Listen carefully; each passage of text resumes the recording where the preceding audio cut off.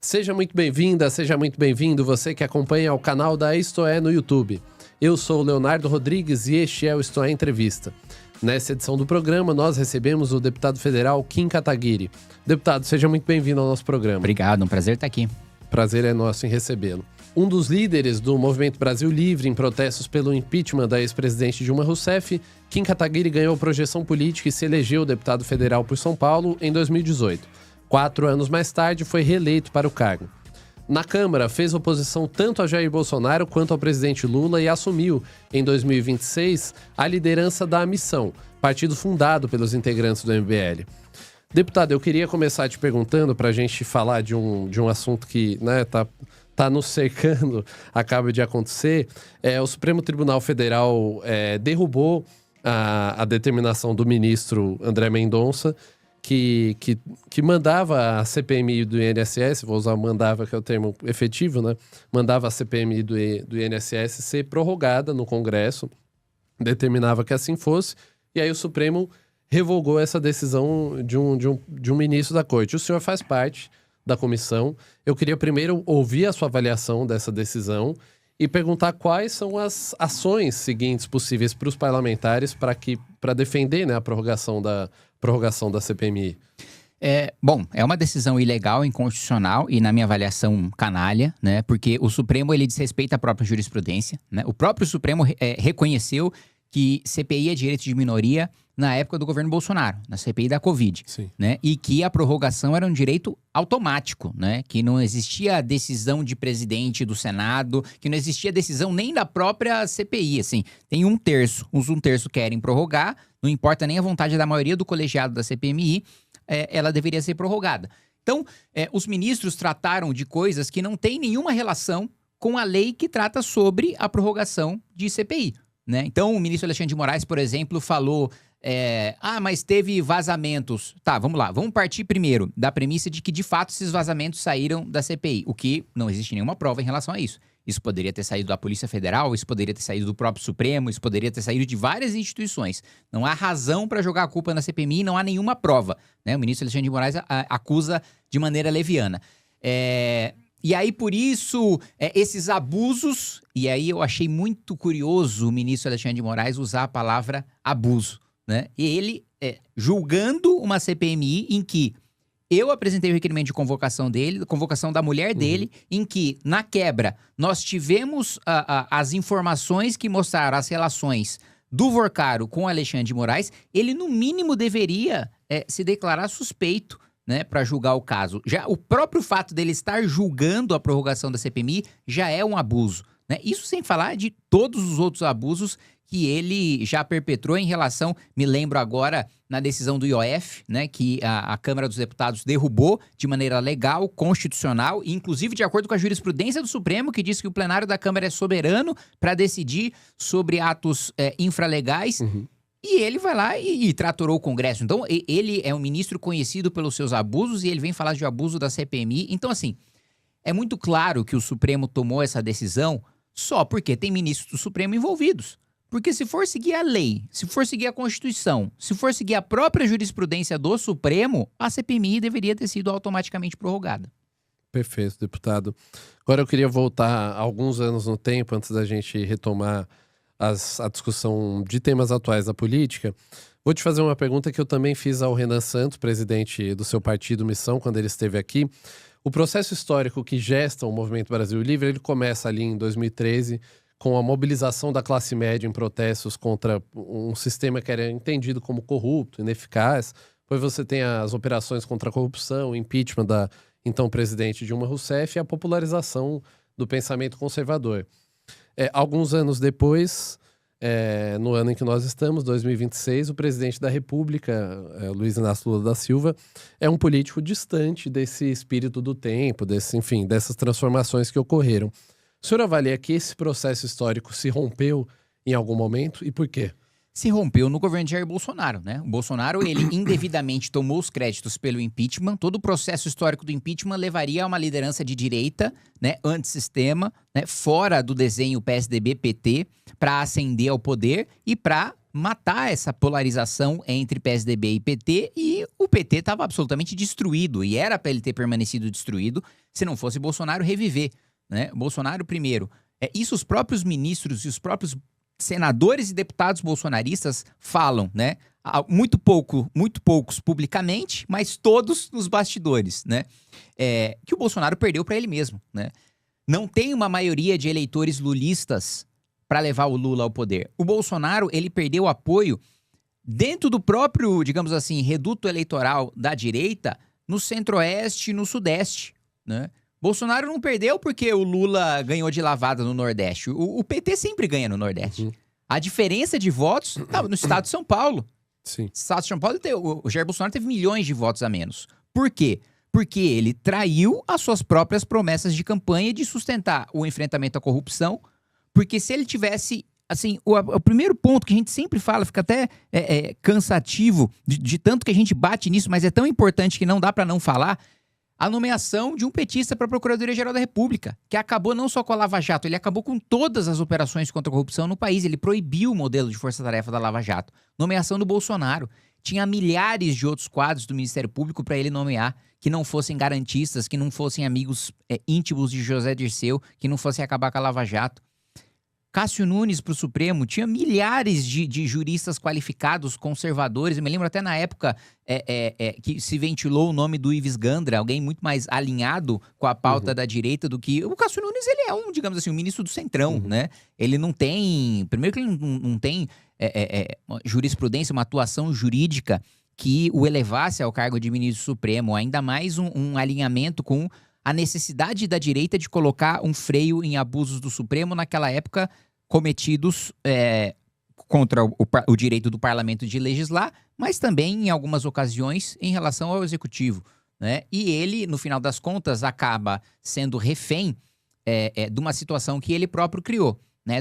O monstro do Supremo que a gente vê hoje, com superpoderes e com abusos muito maiores, vem do Bolsonaro. Porque se ele tivesse feito indicações diferentes para o Supremo, se ele tivesse indicado um PGR diferente, se ele não tivesse feito acordo com o Toffoli para suspender o processo do Flávio Bolsonaro, acordo com o Gilmar Mendes para suspender o processo do Flávio Bolsonaro, em troca dele ter vetado o fim das decisões monocráticas que a gente aprovou ainda em 2019, salvo engano, no Congresso Nacional, tudo isso que a gente está vendo hoje não estaria acontecendo. Vários abusos ocorrem por decisões monocráticas e tudo isso matou o espírito. As pessoas que estavam motivadas, que queriam fazer uma verdadeira revolução nesse país e matar de vez a antiga classe política que dominou o nosso país desde a redemocratização, essas pessoas ficaram desanimadas porque falaram, pô, todo o nosso esforço foi para isso?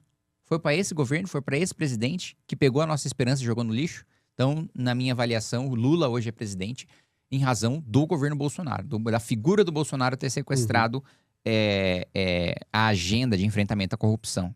E nós temos um contexto agora, deputado, em que há o caso Master, né? A própria CPMI do INSS tem investigações relacionadas a isso, o escândalo do INSS, efetivamente.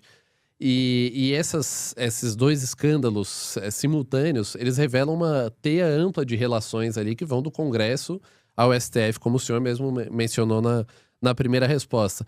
Por que agora o senhor avalia, deputado, que não se reproduz um mesmo contexto de mobilização popular, de uma mobilização popular mais ampla, como houve no período Lava Jato, impeachment da ex-presidente Dilma Rousseff, no contexto atual? Eu acho que primeiro porque as pessoas estão desesperançosas, né? As pessoas estão decepcionadas de ter gasto tanta energia na época do impeachment para terminar no governo Bolsonaro e o governo Bolsonaro decepcionar, que isso faz com que muitas pessoas não acreditem que se mobilizar dá certo, resulta em alguma coisa. E resulta, né? A gente está, de fato, numa perspectiva muito desanimadora hoje e no governo Lula de uma maneira geral, na perspectiva da direita, mas não existe nenhuma realidade que não mude, não existe nenhum poder que seja perpétuo, né? E as realidades sempre mudaram, ou historicamente mudaram em regra, no mundo com grandes mobilizações populares, né? Mas as pessoas estão com uma percepção errada de que se mobilizar não adianta em nada, estão desesperançosas. Mas obviamente que eu entendo esse sentimento, porque é frustrante de fato, né? Outro ponto, acho que tem pessoas com medo, né? com medo de retaliações do Supremo Tribunal Federal, de responder a processos, de perseguições. Algumas pessoas já responderam, até mesmo integrantes do Movimento Brasil Livre, como a Amanda Vettorazzo, já tiveram que depor na Polícia Federal por falar que o presidente Lula é ladrão, né? O que é digamos assim, a esculhambação de políticos, especialmente do presidente da República, sempre foi, digamos assim, um direito garantido de todas as pessoas. Assim, quantas pessoas não xingam diariamente o Lula ou o Bolsonaro, né? E isso é do jogo, mas de repente isso passou a ser alvo de perseguição e as pessoas também têm receio de ir pra rua. E um terceiro elemento é que, diferente da Operação Lava Jato, que dava prisão e busca e apreensão toda semana, não existe esse mesmo ritmo de geração de fatos com o Banco Master nem com o INSS. Perfeito. E deputado, o senhor pode nos trazer esse diagnóstico, né? Me responder se o senhor concorda ou não com isso, mas me parece que há, de todo modo, mesmo que isso não gere mobilização, uma fadiga com relação ao sistema político. Algumas pesquisas aí recentes já mostraram que há altos índices de desaprovação não só do governo Lula, mas do trabalho do Supremo Tribunal Federal, do próprio Congresso Nacional. Existe essa fadiga gerada. Os senhores acreditam, e aí eu te pergunto também como uma das lideranças do seu partido, agora inclusive liderança na Câmara do Partido Missão, há a crença de que essa fadiga do sistema político pode ser catalisada por esse partido, por ele se associar de alguma maneira a esse discurso de rejeição aos modelos que estão aí, às forças políticas mais tradicionais? Eu acho que a missão ela não catalisa um discurso de fadiga contra o sistema, porque catalisar parte da premissa de aumentar, né, de amplificar. Não precisa amplificar, a fadiga já é grande o suficiente, ela só precisa ser representada. As pessoas estão cansadas, as pessoas querem derrubar a maioria esmagadora da classe política, e com razão, na minha avaliação. Você colocou que tem rejeição contra o Lula, tem rejeição contra o Supremo, tem rejeição contra o Congresso.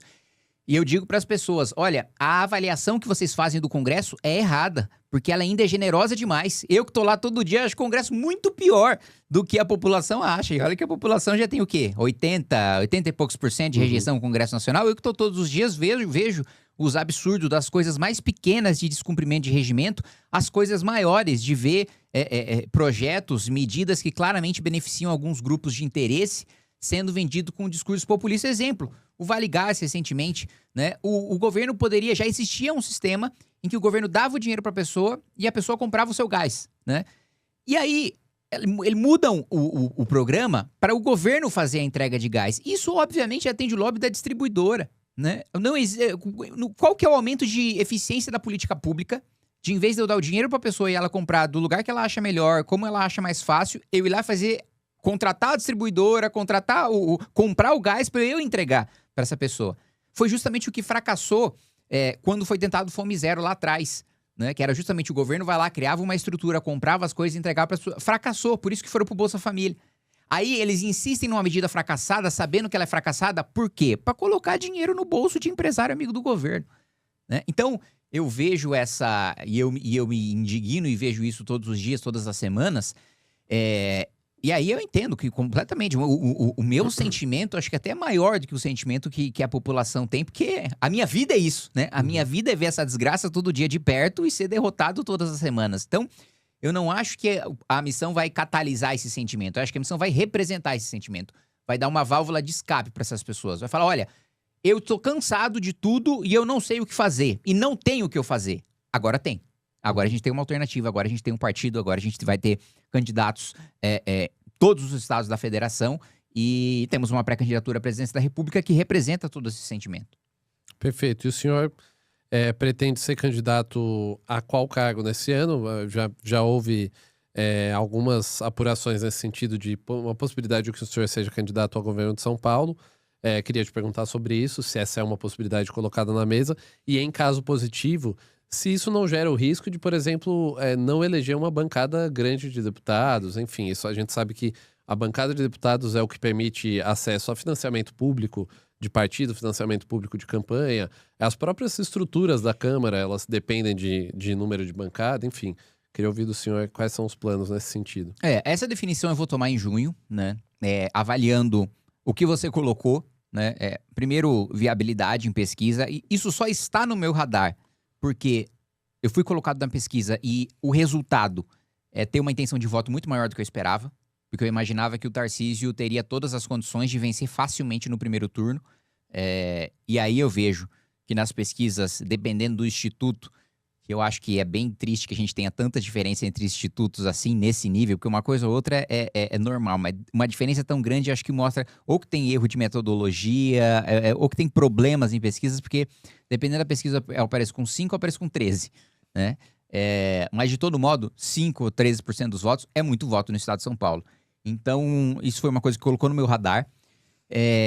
A gente vai precisar fazer essa avaliação de equilíbrio, né? Primeiro, se eu for disputar, eu vou disputar para ganhar. É improvável, é extremamente difícil, porque tem um governador no cargo, e sempre quem está no cargo tende a ganhar a reeleição, e ainda mais quando está no seu próprio espectro político, né? Dentro do campo do imaginário da direita, né? Mas difícil não é impossível. Extremamente difícil não é impossível. Então, análise de viabilidade e o que você colocou do quanto a minha eventual candidatura ao governo do estado pode, com a minha participação em debate na TV pela primeira vez, catalisar a imagem do partido, trazer voto de legenda e eventualmente até trazer mais votos para a chapa do que eu sendo candidato a deputado federal. Ou se não, ou se eu sendo candidato ao governo do estado, eu só, digamos assim, arrisco o partido a ficar com menos um deputado ou eventualmente até mais, se eu tiver uma votação maior que traga mais algum deputado. Essa é uma avaliação que a gente vai fazer em julho. Perfeito. Deputado, eu queria aproveitar que o senhor mencionou essa questão do favoritismo do governador Tarcísio, levantar uma questão com relação à segurança pública, né? O senhor, assim como colegas de partido, tem um discurso bastante duro de enfrentamento ao crime organizado.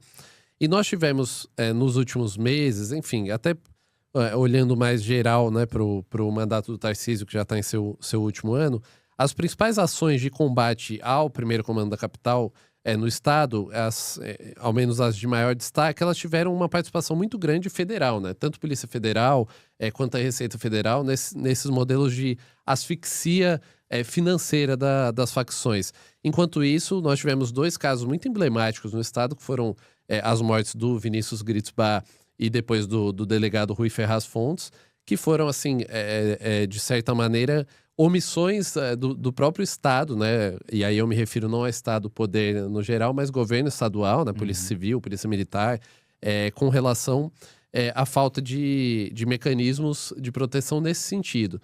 E aí que tem uma relação com o combate ao crime organizado.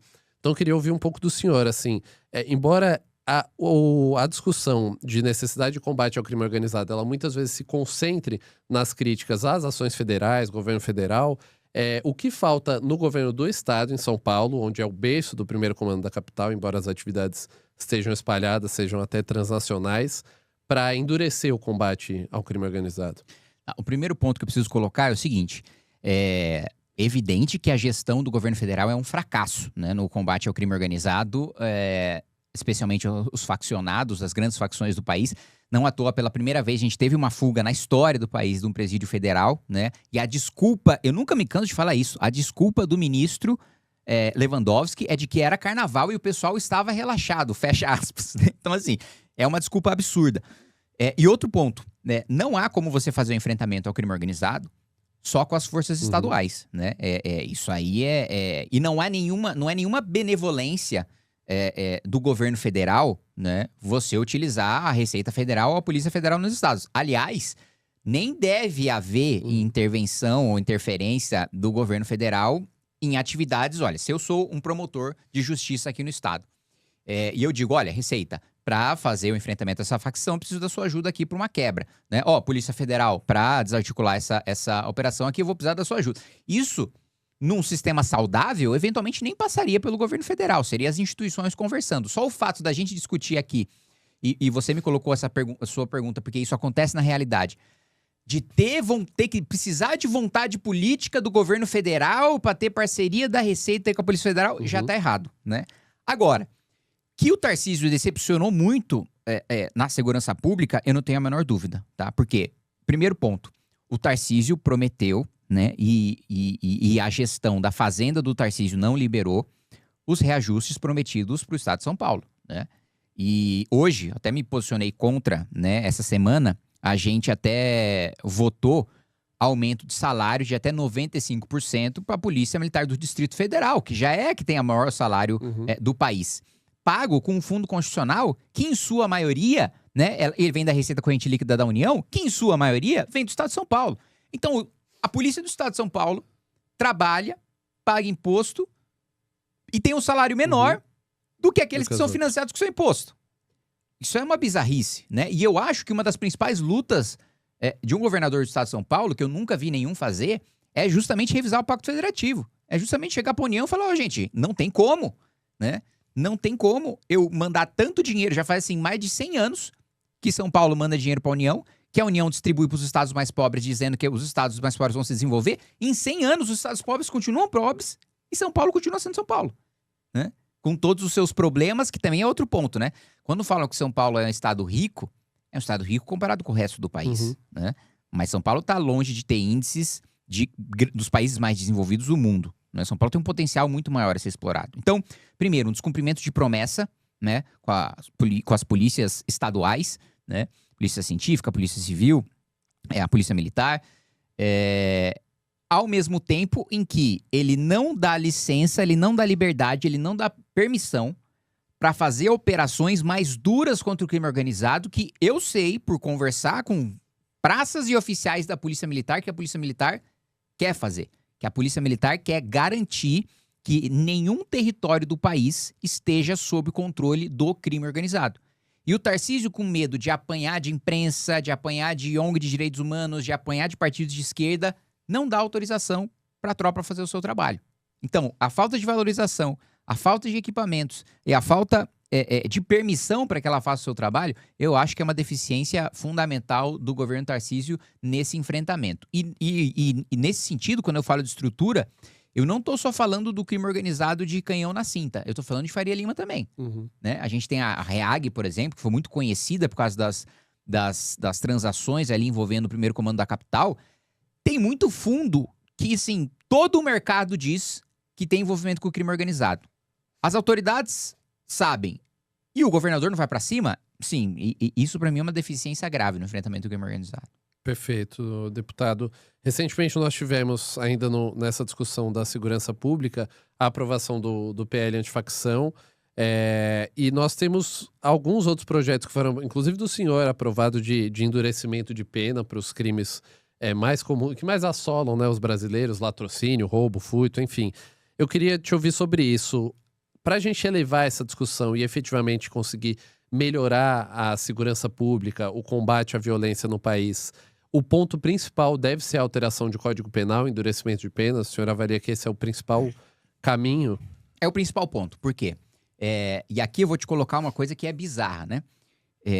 Todo mundo sabe que todo mundo, enfim, que trabalha em segurança pública, que trabalha nesse sistema, nessa pauta, sabe que boa parte dos criminosos presos são reincidentes, né? É gente que profissionalmente pratica o crime, é preso e é solto e continua praticando. Daí a necessidade de a gente acabar com esse enxuga-gelo da polícia, porque tem 2 projetos. Você falou do meu projeto que foi aprovado, de aumento de penas de furto, roubo e receptação, que já tá para sanção do presidente. Eu tô curioso para saber como é que o Lula vai agir, porque no PL antifacção já me assustou ele ter sancionado. Porque, assim, são medidas, principalmente em relação à ocupação territorial, muito duras que o PT sempre foi contra. Aí, chegou no ano de eleição, estão vendo que segurança pública é a principal pauta, de repente tá lá, Lula contra o crime organizado. Ele que sempre, tem um famoso discurso dele de que foi só pra comprar uma cervejinha e tal, de repente é o PL antifacção, e não foi com a redação do governo, foi com a redação do Derrite. Não foi com a redação que o governo queria, e aí o Lula sanciona, isso já causa estranheza. E aí tem essa questão do aumento de pena, porque o criminoso, ele é pego. A gente sabe que ele vai continuar cometendo crimes porque ele já foi pego várias vezes. Então, vamos manter ele na prisão. Isso é questão de aumento de pena. A outra questão é desse prende e solta, do sujeito não ficar preso preventivamente, dele ficar na liberdade condicional. Aí, mesmo ele tendo 20 passagens pela polícia, como ele não tem uma condenação transitada e julgado, ele vai sendo solto, mesmo sendo pego em flagrante. Não há dúvida de que foi ele, de que houve crime, de que foi ele que cometeu o crime. Materialidade e autoria. Aí eu aprovei um outro projeto que ainda está para ser deliberado no Senado, que é a prisão preventiva obrigatória para o criminoso cometendo crime grave, né? Um crime hediondo, feminicídio, homicídio, latrocínio, mesmo roubo. que não é hediondo, mas a gente incluiu também no rol da prisão preventiva obrigatória. E tá parado no Senado há um tempão, né? Só esse de furto, roubo e receptação, eu fiquei literalmente um ano, todas as semanas, indo pro Senado, enchendo o saco pra votar, né? O presidente Davi Alcolumbre até falou de forma irônica quando pautou, né? Graças à persistência, resiliência e tal, na prática ele tava fazendo um desabafo, que não aguentava mais eu enchendo o saco lá. Então, são medidas fundamentais, porque existe hoje um trabalho efetivo, principalmente em prisões em flagrante da Polícia Militar, que é jogado no lixo porque o sujeito é solto, por causa dos nossos benefícios processuais e por causa das... E eu nem digo que as nossas penas são baixas, mas elas se tornam baixas na prática por causa dos benefícios processuais, da progressão da conversão em pena em restritiva de direitos, por aí vai. Perfeito, deputado. Essa questão da insegurança, né, o sentimento generalizado de insegurança.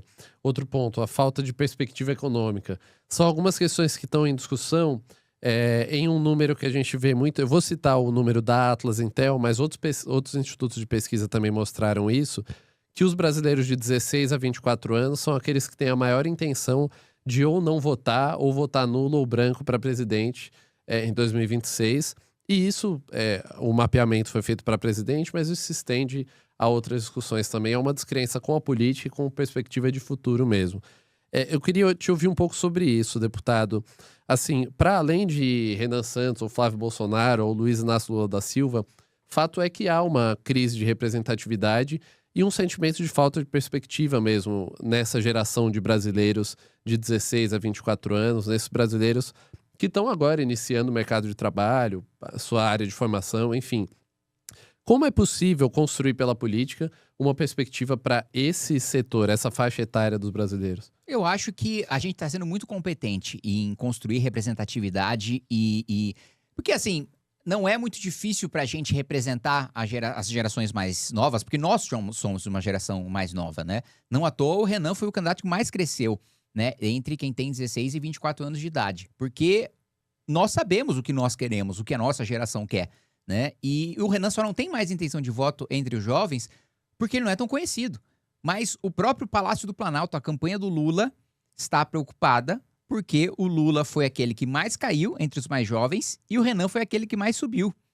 Então, pela primeira vez, por causa dessa última pesquisa que colocou o Renan com 5%, o Lula está se preocupando, falando, bom, mas o que é isso aí que está corroendo, né, o apoio na juventude? E outra coisa, você colocou dos nulos e brancos, eu não tenho a menor dúvida de que eles vão reduzir radicalmente em prol da candidatura do Renan, uma vez que eles conheçam. Porque o Renan, ele é o quadro menos conhecido de todos nós do MBL, dos quadros nacionais, né? Ele é menos conhecido que eu, que a Amanda, que o Guto, né? Então, é a primeira eleição que ele disputa. Então, e no final do ano, né, ele será o mais conhecido de todos nós, de longe. Ele será a nossa maior liderança em tamanho, em conhecimento, né, em engajamento de todos nós. Então, a nossa perspectiva é muito boa porque o índice de conhece e vota do Renan é muito alto, né? Então, poucas pessoas conhecem, mas as poucas que conhecem votam, maioria esmagadora. E entre quem tem 16 e 24, dos homens que têm entre 16 e 24, 25% votam no Renan. Então, 1 a cada 4 jovens homens de 16 a 24 votam no Renan. Isso com o Renan sendo um desconhecido ainda nas eleições. Então, nós representamos essa geração com muita competência, porque nós somos dessa geração, porque nós sabemos o que nós queremos e porque a gente se prepara e a gente leva a política como uma missão, né? Sem querer fazer um trocadilho aqui com o nome do partido, mas como um sacerdócio, como um fardo e não um privilégio para a gente se locupletar do poder. Perfeito. E um dos pontos para isso, deputado, é admitir que houve... Essa é uma discussão que você e outros integrantes do partido têm travado há um tempo, e eu queria te ouvir um pouco mais sobre isso. Um dos pontos para representar essa geração que se sente pouco representada é admitir algumas falhas desse sistema, e aí eu quero chegar efetivamente na questão. O Pacto da Constituição de 88, que é o que tem norteado a política até aqui, não só em preceitos, mas em nomes mesmo, né? Os candidatos que estão aí, os políticos principais que estão aí, já estavam lá quando esse pacto foi firmado. Esse pacto falhou, ele já é possível reconhecer isso na avaliação de Ele vocês? nasceu morto já. A Constituição de 88, ela já foi mal desenhada, não é nem que ela representava o espírito do tempo e funcionava à época, ela já não funcionava à época, né? Há pelo menos 40 anos, o Brasil é um fracasso com raríssimas exceções, todas as áreas, né? A gente apanha no atendimento à saúde, principalmente na saúde primária, média alta complexidade até, pelo menos o Sistema Único de Saúde em São Paulo, média alta complexidade, funciona relativamente bem. Com uma fila grande por causa do fracasso do atendimento básico, né, primário, principalmente em relação às prefeituras. Mas em saúde, assim, os nossos índices são péssimos e tiveram uma evolução muito medíocre em relação a outros países em desenvolvimento. Educação nem se fala. Educação, eu fico especialmente triste porque eu conheço mais profundamente, porque fui presidente da comissão, de ver, assim, nos últimos 40 anos, é difícil encontrar algum país no mesmo status do Brasil, emergente, que tenha ficado tão estagnado quanto a gente, né? A gente, um exemplo que eu dou sempre, né, é que a gente pega a nota de um aluno mais pobre do Vietnã, é muito próxima a nota dele do aluno mais rico do Brasil, de matemática, um miserável, né? De um professor que ganha, num país em que o professor ganha metade do que ganha no Brasil, em que tem escolas com metade do financiamento do Brasil, e que tem pessoas 2 vezes mais pobres do que o Brasil, consegue ter uma nota de matemática praticamente igual à nossa. Infraestrutura nem se fala, né? A gente, parte dessa... não dá pra gente jogar tudo nas costas dele, porque faz muito tempo. O Juscelino Kubitschek prestou um desserviço ao país, apostando principalmente nas rodovias e basicamente ignorando completamente o nosso sistema ferroviário. A gente tem um sistema de aeroportos e de portos, mais de portos até do que de aeroportos, absolutamente retrógrado, ineficiente, filas enormes de caminhões, um negócio assim, quase que medieval, como se fossem carroças esperando para despachar suas mercadorias.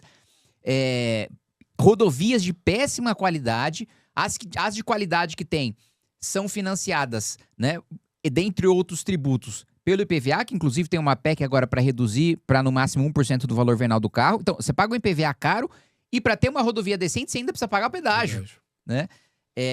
Então, sem dúvida nenhuma, a Constituição fracassou e nós precisamos de uma nova Constituição. Só o nosso partido tem defendido esse debate e esse é um debate fundamental, né? Porque sem uma nova Constituição, a gente não se transforma num país sério. A gente pode começar a entrar no rumo de país sério, mas se tornar um dos países mais importantes do mundo, com essa Constituição, não. Perfeito, deputado. Muito obrigado pela participação aqui no Estou em Entrevista. Eu que agradeço, um prazer. Muito obrigado especialmente a você que acompanhou essa edição do Estou em Entrevista com o deputado federal Kim Kataguiri. Não esqueça de se inscrever no nosso canal e acompanhar nossas outras entrevistas e cortes. Até a próxima.